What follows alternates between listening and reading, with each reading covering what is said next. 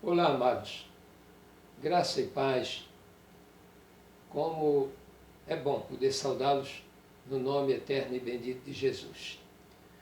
Estamos já quase no horário do nosso culto de oração, nesta quarta-feira, e naturalmente teremos um culto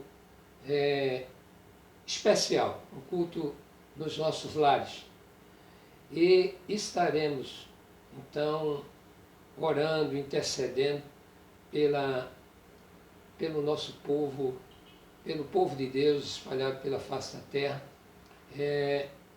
Eu quero, eu lembrei, irmãos, que hoje tem 8 dias que tomamos, então, a decisão de suspender os cultos na nossa igreja. E foi com muita tristeza, com muita dor no coração, mas foi usando da prudência, usando da sabedoria, pois entendemos aquilo que Tiago então fala, dizendo lá na sua carta, no capítulo 1, se alguém tem falta de sabedoria, peça a Deus que a todos dá, né? Ele libera naturalmente isso. E a sabedoria e a fé caminham juntas. Eu penso que a gente precisa ter a fé, mas a gente precisa também ter a sabedoria. E como líderes, como Igreja de Jesus, a gente então precisou fazer isso.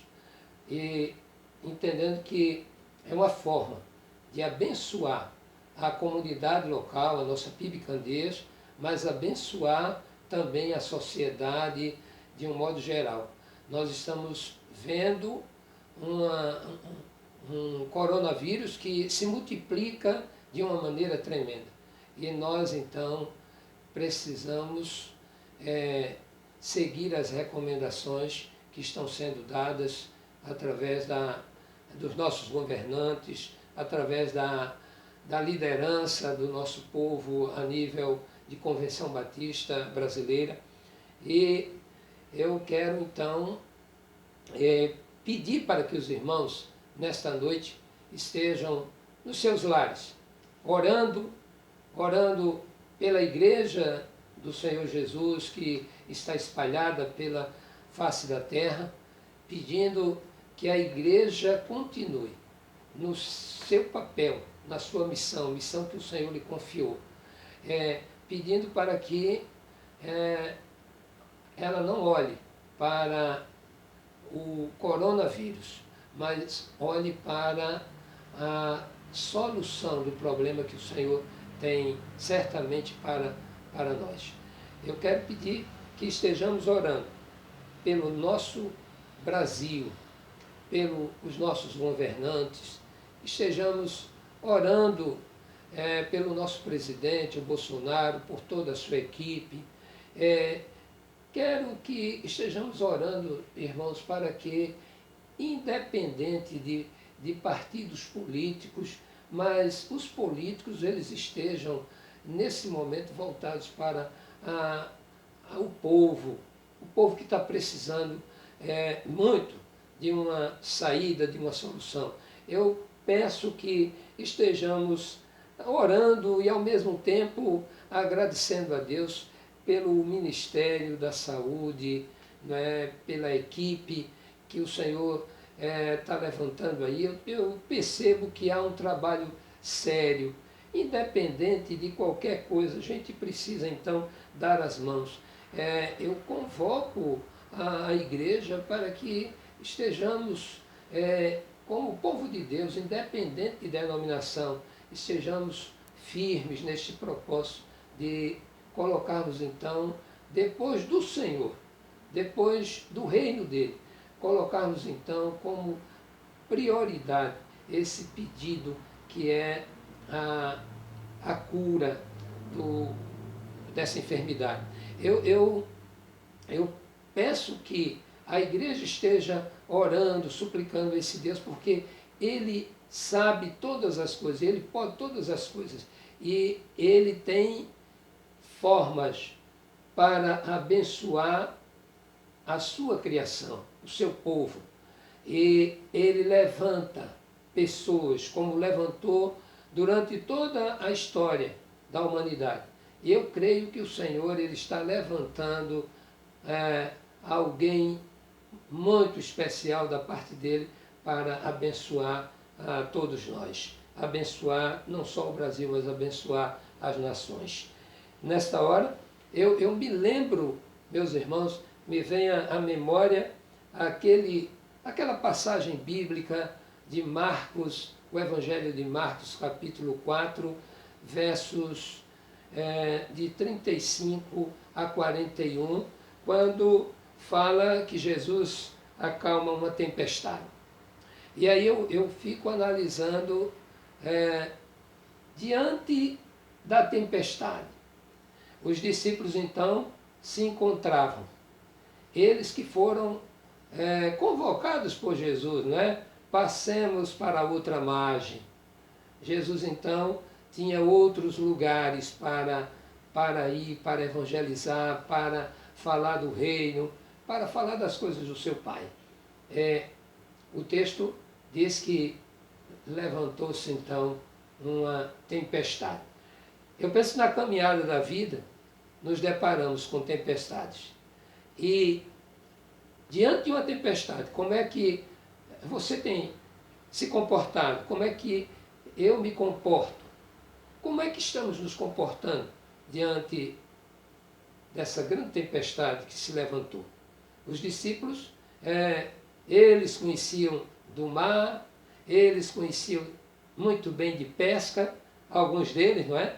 Mas nessa hora, até diz o texto que era comum tempestades naquela região. Mas, diz a palavra, foi uma grande tempestade que se levantou. E diante de uma grande tempestade, todos nós tememos, porque somos humanos, somos limitados.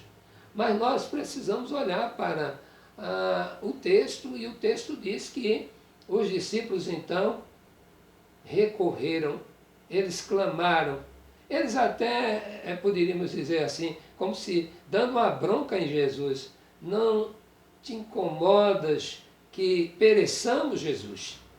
Jesus ele está atento, sempre atento. O texto nos fala que Jesus, com uma palavra, ele acalmou a tempestade. Jesus, ele tem esse poder. O texto nos mostra, então, os discípulos agora dizendo o seguinte: quem é esse que até o mar e o vento lhe obedecem? O vento e o mar lhe obedecem. Parece-me que não conheciam ainda muito bem o Senhor Jesus.